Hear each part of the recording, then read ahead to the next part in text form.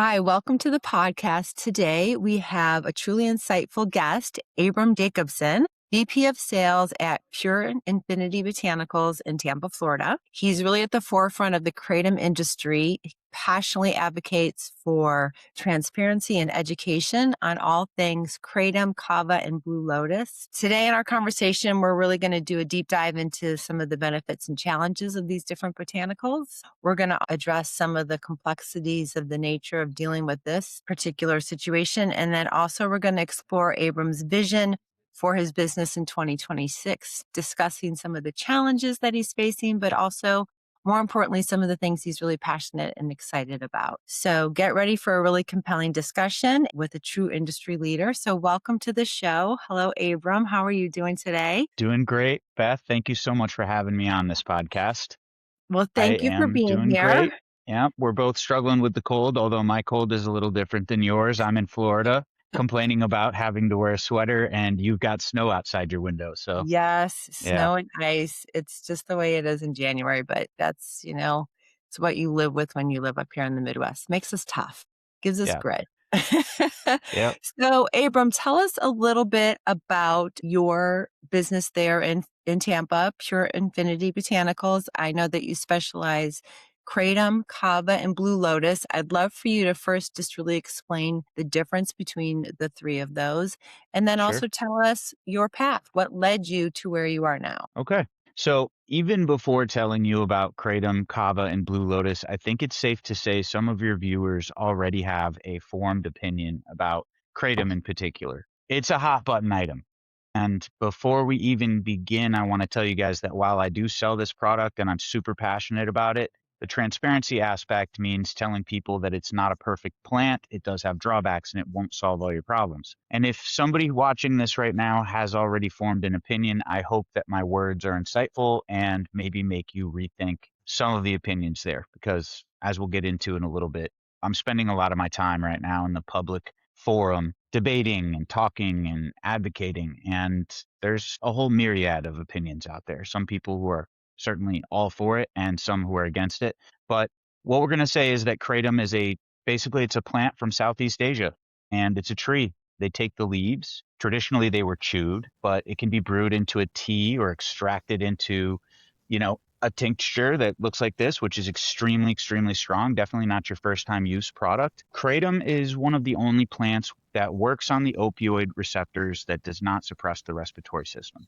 This is backed up by science. And I think a lot of people, maybe if you're not picking up what I'm putting down, typically an opiate will suppress the respiratory system, which is where a lot of people will have bad health consequences. Now, I'm not saying kratom couldn't do anything negative to you, but the dose makes the medicine. It's far safer than other opiates.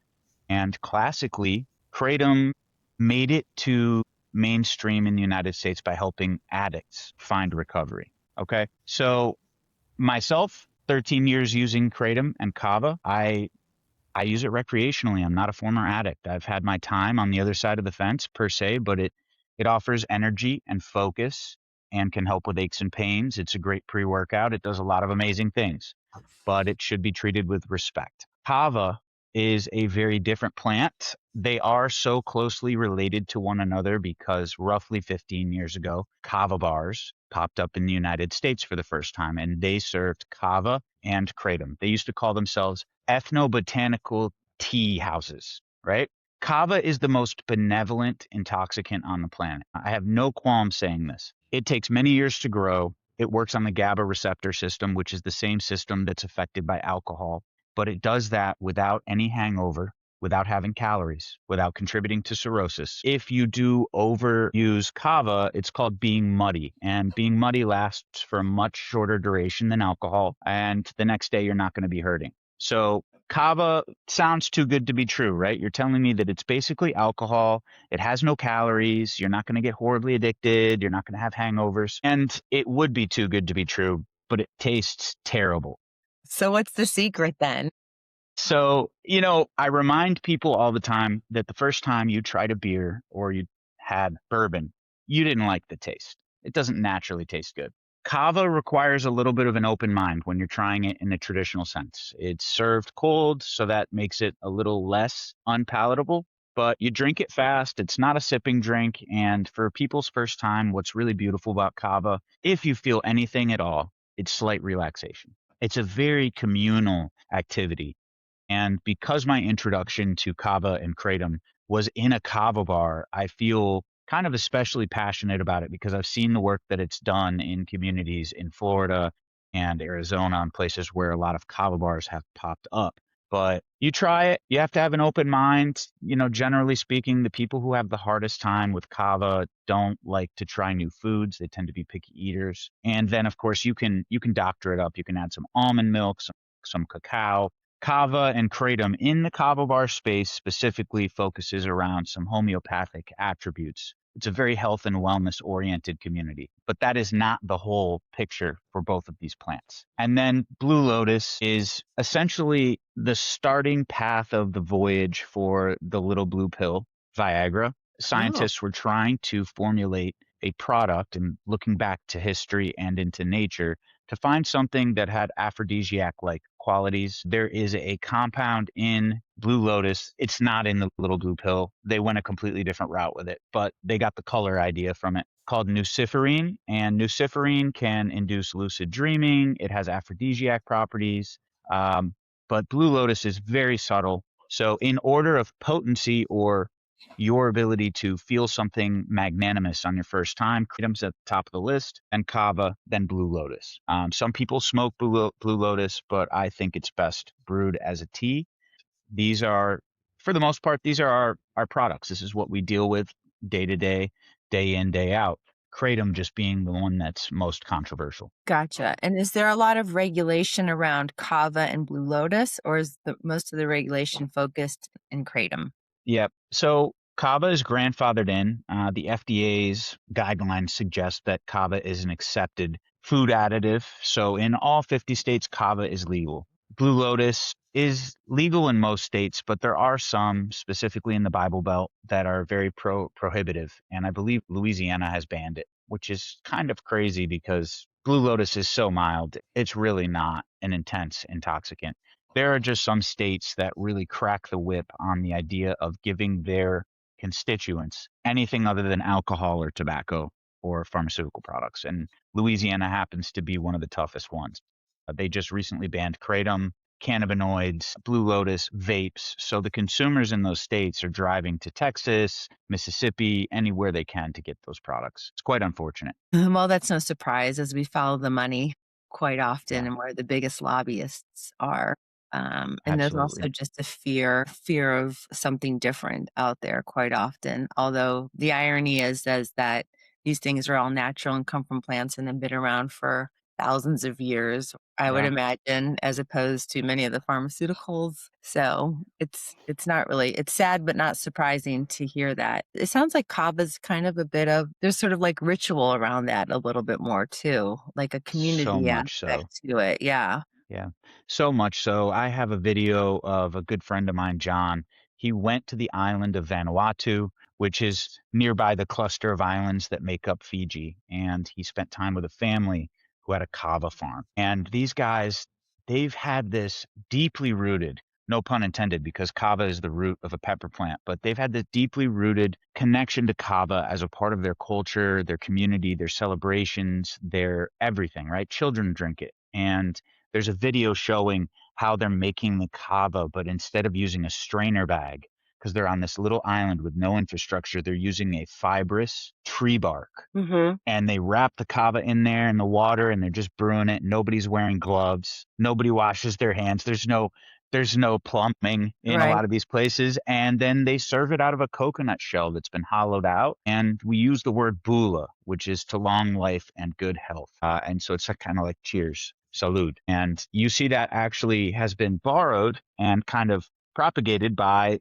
all the Americans who have gotten into kava. What's miraculous about it is that it's given people the option of not going to a bar to be able to get your social interaction. My shirt actually says Memento Mori. I'm not sure if you're familiar with Stoicism. No. Enlighten me. So, Stoicism is an ancient Roman philosophy. It has its roots in Greek philosophy. I'm sure you've heard of Seneca, Marcus Aurelius. They had writings that sort of formulated and fermented the idea of Stoic philosophy. And memento mori, although it seems really dark, because it literally translates into remember to die or remember that you will die, is a philosophical concept saying, if you were to die today, Beth, what life have you lived? Think about this on a daily basis. Think about what you're doing in your life. And are you fulfilled? Have you contributed to others? These are the types of conversations you'll have at a kava bar that you're never going to have at a bar or at a coffee shop. You'll be talking about philosophy, politics with somebody you vehemently disagree with, but you're sitting there with your shell of kava and you found like minded people and you can do it guilt free. I know that on a Saturday morning at 8 o'clock, I can go to one of my favorite kava bars, which isn't even my own, which is Lucid, okay, and see my friends, have kava, coffee, and kratom, yap for 3 hours, and then go home and fold the laundry, do the dishes, and meal prep, and do all the things I need to do. It's been a beautiful gift. My first experience was 13 years ago, and in that moment, walking into the kava bar for the first time, I said, holy crap. I didn't know there were options for us. I thought it was just bars and Mhm, clubs and drugs mhm, and, opium for the masses, no pun intended, but the television and the sports and just getting people into a consumer mindset. This is a mhm. step away from that. Is that your typical Saturday morning? Is that how you love to spend your Saturday mornings? Yeah, if I'm not working, I think it's transformed into Sundays. Generally, I work at the bar, the Kava bar that I own on Saturday mornings now. So it'll be Mhm, my Sunday, but for the last several years, it's been a way that I've recharged my battery. mhm, I have friends that, they can't wait until Friday afternoon. And then as soon as they get home, they change, they go out to the clubs, they're drinking and smoking, and then they're hungover Saturday, and then they go out Saturday night, and then mhm, Sunday is their recovery day, and their battery is empty on Monday morning. Because I'm in a leadership role, it's extremely important that I recharge my battery. So I'm mhm. very mindful about what I do with my free time in the evenings to make sure that when I come in here on a Monday, I'm bringing my A game for my team, right? Sounds all good and fine and dandy, but if I didn't have the battery recharge, it would suck, You wouldn't you be as know? effective of a leader by any means. 100%, Well, it 100%. sounds like, especially in 2026, we could all use a place where we can sit down, discuss our differences with some rationality, face to Yep, face, yep, not, doing the keyboard warrior thing and just blasting out hate and dissension to strangers. correct. So I think there's a real need and place for that with what everything that we're experiencing today, and anything to bring down the anxiety level and induce a little calm is certainly needed right now too, for sure. So Absolutely.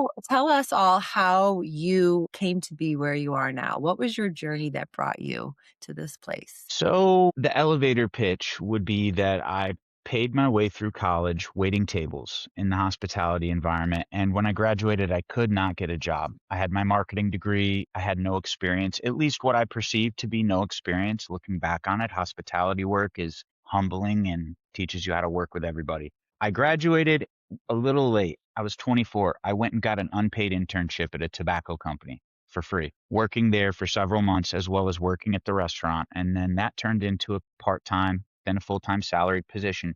I was there for 6 years. Amazing opportunity. Staring in the face of selling a product that everyone can agree is not good for you, tobacco. It wasn't cigarettes, it was cigars, but still. Working in an industry that's heavily regulated, coming to understand human nature and kind of sitting on the fence of, am I a prohibitionist or do I believe people should be able to make their own choices, right?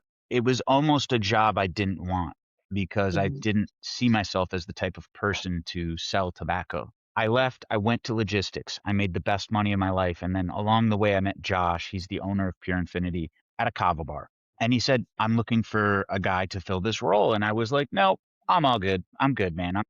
I worked so hard to get to where I am. I'm making the best money of my life. Not interested. And I'm a Taurus. I don't really read too much into horoscopes, but I definitely get to a point where I narrow my focus mhm, and you can't sway me from my path. And because of that, I've missed a lot of opportunities. And I asked myself, if you were still working in the tobacco business and somebody said, help me build a kava kratom business, you wouldn't think twice. And the only reason why you're hesitating now is because you're making great money. But don't you think you can go and get there in this space? So I quit. I quit the freight brokerage at the peak of my game. My management team was appalled. They'd never seen somebody walk away from a fully developed business. My clients were Red Bull, Oatly, Vita Coco, chicken brokers. I had Bell Labs. I had you name it. And I just walked away, and it's the best thing I've ever done. My quality of life has been so much better. And now I truly do sell something that, while it does have drawbacks, right? Because somebody's sobriety could be sacred and is probably the best way to live life. I sell an alternative to somebody who's drinking too much. I Mhm. sell products that can be an exit door, not a gateway in. And I love it. So, from serving seafood at Red Lobster to selling cigars to freight brokerage to Kava Kratom, we're here now, and we just want to make sure that this stays available as an ethical option, educating people on it, making sure they know to make the right choices to be able to do this to make a better society. I know it sounds lofty, it sounds long-winded, and if somebody watching this hates Kratom, they probably think that I am high on my own supply type deal, but I think as we get through this, and you'll understand more of where I'm coming from, because I'd like to speak to some of the science on it too. Yeah, please do speak to some of the science. Give us a little bit of insight into that and the benefits that you Sure. know from a clinical perspective, but then also I'd love to hear, personal stories of your customers or clients that have where it's had a real impact on their life in a positive way. Sure. It's important to know that right now in the kratom space, there is a elephant in the room. Everyone knows what the elephant is, so it's not a mystery. It's called 7-hydroxymetrogenine. It is an alkaloid found in kratom, but it's one of the least prominent alkaloids found in kratom. People from the cannabis industry discovered that they could take a converted extract of kratom, and if they heated it and oxidized it, it would convert into 7-hydroxymetrogenine. It is the most potent alkaloid that's ever hit the market in the mass market way, and it's destroying lives right now. It's painting a picture of negativity for kratom because it's been associated with kratom. And when I say it's destroying lives, is financially ruining people. They So much of my time right now is dedicated to trying to educate people and help them quit that product. And it's a muddy water because I can possibly be personally enriched by helping you quit 7-hydroxy. But for all intents and purposes, it has a 4-hour half-life. Kratom has a 22-hour half-life. And as a result of that, the consumer of 7-hydroxy, they step into it, it makes them feel wonderful, but in short order, they're taking hundreds, if not thousands of milligrams a day. And I'm talking to probably 10 people all over the country every single day. I am not a doctor. I am not a substance abuse counselor, but I have a heart.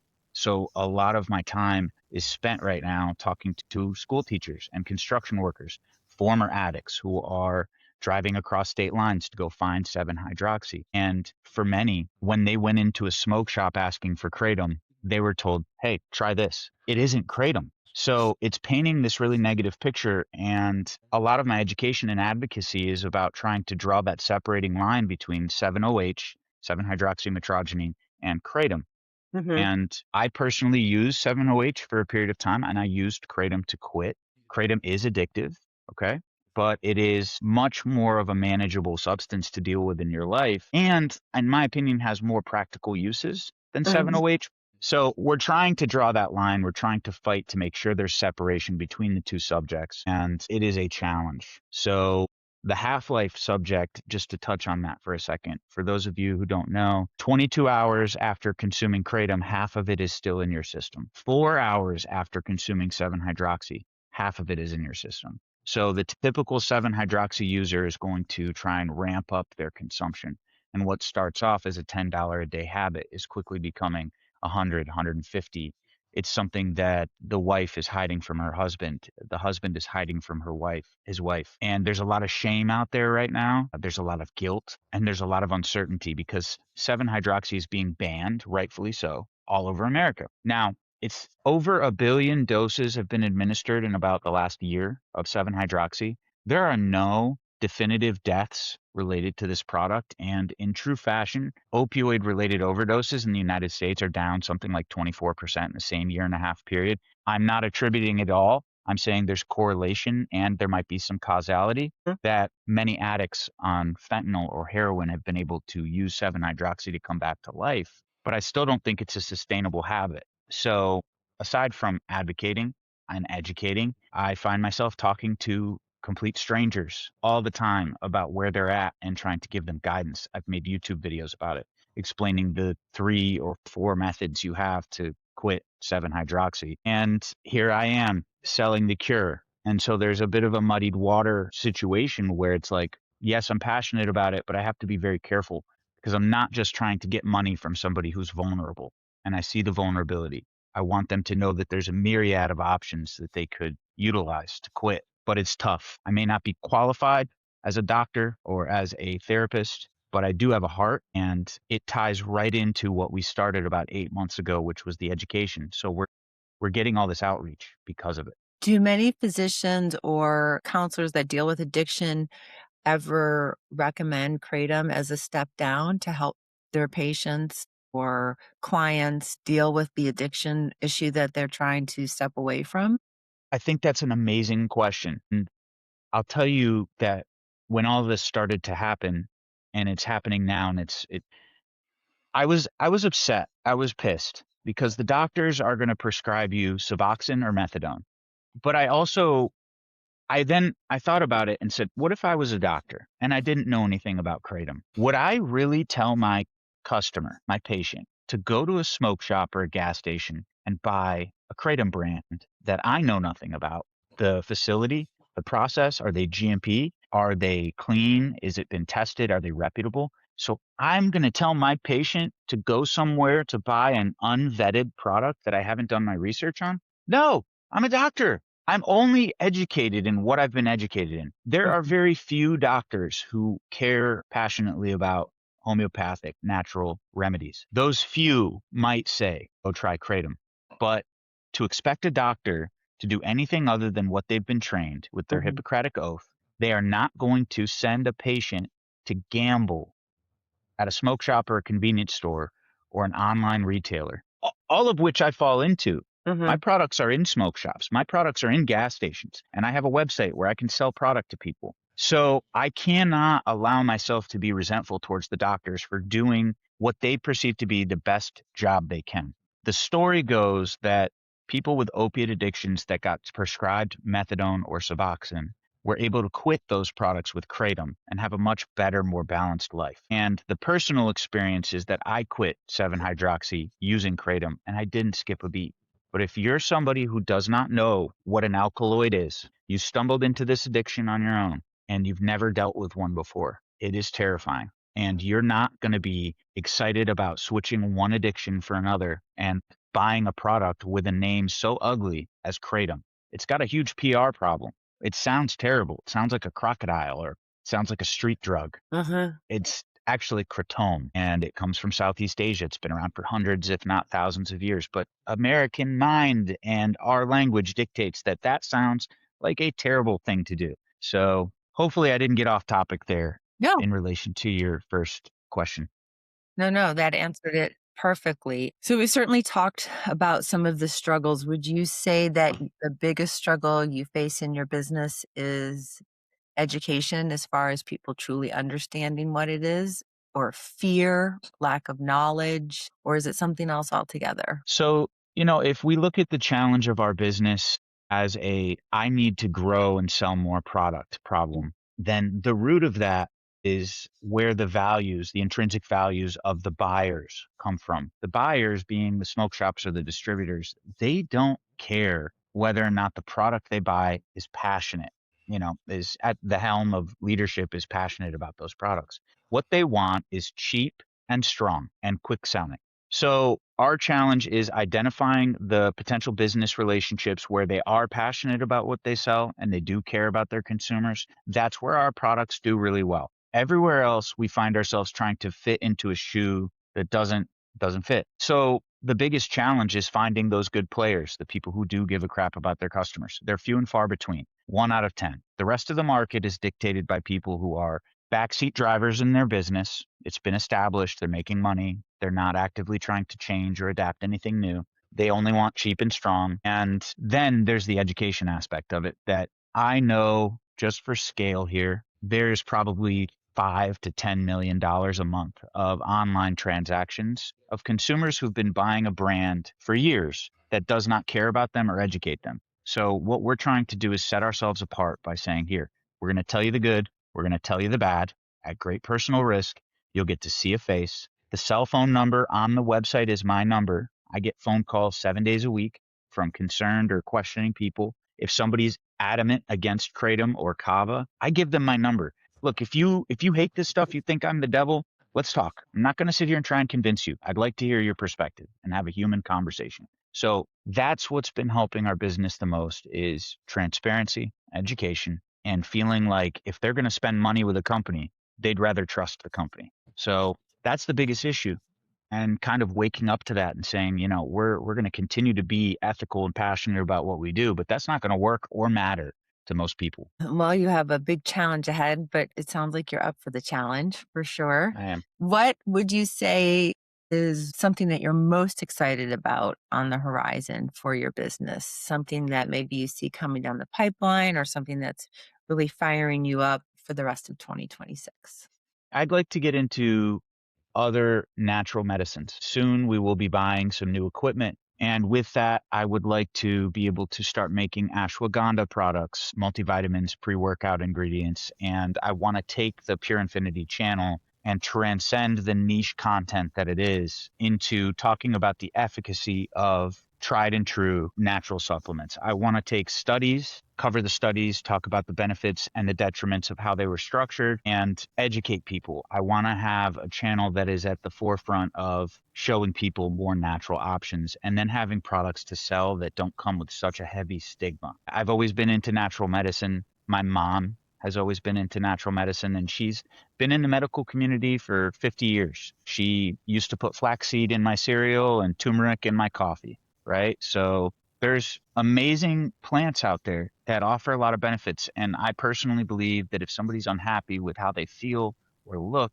then the answer is diet, supplementation, and exercise. And I'd love to be able to sell products that directly align with that framework. And it also opens us up. It makes us more G rated. It can diminish stress on the business because now 10% of our revenue comes from pre workouts. What an amazing way to hedge your bets. So that's the most exciting thing. And the second most exciting is growing the YouTube channel and giving people instructions with lots of disclaimers, but giving people instructions on where are you in your path of addiction right now? How can we get you to a point where it's more moderate and get you to a point where inevitably you don't even take Kratom every day? I make Facebook ads and I tell people take tolerance breaks, treat these products with respect, and don't use them every day.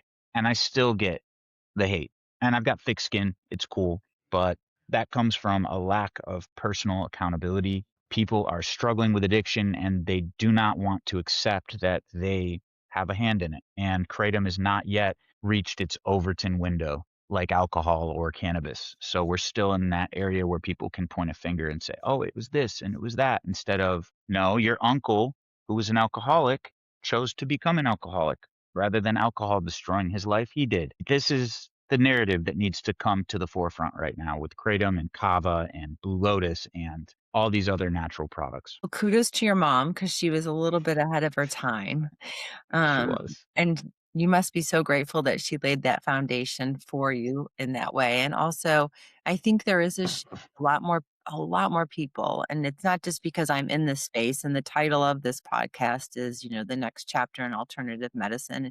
It's just crazy to think that eating right and eating good and whole foods and taking care of your body and exercising and getting sunshine and all these things are considered alternative when it's really the basis of what we need as humans to survive and thrive. But I do feel that there's an awakening that is happening as far as people being more cognitive and taking back control of their own health and Yeah. recognizing that things that were put on this earth are there oftentimes to support us, and we don't have to be looking for something that was created in a lab in order to get there. There is a time and a place for all of that. And amen for modern medicine. Yeah, There's absolutely. absolutely a beautiful place for that. But so I think that you guys incorporating that into the vision is a brilliant move and only going to support what you're doing and really where your path and your journey has been already. So I'm excited to see how that pans out for you. Kind of bringing it back to, because one of the things our company does is help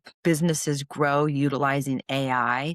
And so is there any way that you are currently using AI in your business at this point? So I watched the podcasts and I got excited about it because I'm like, oh man, we need to adapt or die, right? There's this old business book, Who Moved My Cheese? And it's about two mice in a maze, and the one that learns to go and look around in different spots is the Mhm. successful one. And so I do use ChatGPT to help with generative videos and text and things of that nature.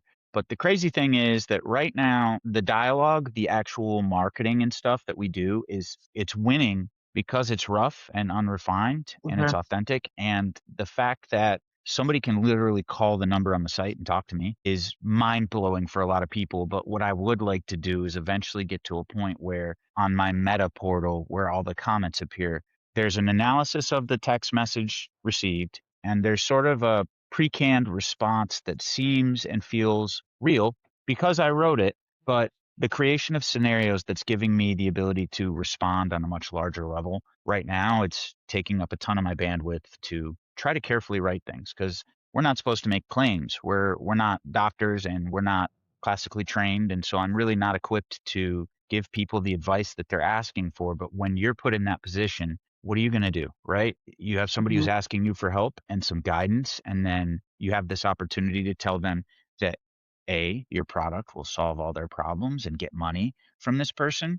You can go that route, right? Which is how some business people feel. You could say, "Hey, my products make me money, so take what I say with a grain of salt and remember that you can do it without my products or with my products." That's kind of the path that I'm trying to go with this. I don't want some Autobot that just funnels people in to buying my products and going in with this expectation that it's going to solve all their problems, because it doesn't sit right with me. But I would like to integrate something that creates a system for communication with people, because this past weekend I spoke to over 50 people personally Wow. between Saturday and Sunday. 50 people. Mm. 22 of them were on Facebook Messenger, probably 12 were on text, and the rest were phone calls. It's kind of a mind-numbing thing, and my free time is quickly evaporating. I have Mhm. no time to myself. I'm getting Mhm. blown up at dinner when I'm supposed to spend time with my girlfriend. When I take the dogs for a walk, I've got 3 messages to respond to. So that would be tremendous, but it has to be done tastefully and Mhm. carefully, strategically. But that would help. Yeah, that would be awesome. Yeah, people really are craving the human touch more than ever, but I think the beautiful intersection is when AI can help in the background with some of those tedious tasks Yes, and help bring people to the point where then when the human connection steps in, there's real value and there's already some rapport built up so that then you can take it across the finish line. And like you said, it frees up your time to get to that place where then when you step in, it's very impactful and you can make the most use of your time for sure. absolutely. Well, I think today's conversation's been super interesting, very enlightening for me, and I'm sure a lot of our listeners as well. Before we let everyone know where they can find you and the best channels to reach out to you, obviously, they know now that they can get your direct cell phone, so you may regret That's a saying, little dangerous. A little saying, dangerous. Yeah. saying that. But I have two questions for you. If you could go back in time to the start of your journey, what's one thing here at specifically at Pure Infinity Botanicals, what's one thing that you would tell yourself at that point? Stop expecting the channel of trade to be what it isn't. See it, recognize it, and move accordingly. Don't be afraid to educate sooner. I wish I would have started the YouTube channel 3 years ago. It's scary because conventional wisdom in this industry is that if they can see your face, you're going to have all these problems. They're going to blame you. Knowing in the manner that I've communicated with people over the last year, I've done it ethically and with my heart and with lots of disclaimers.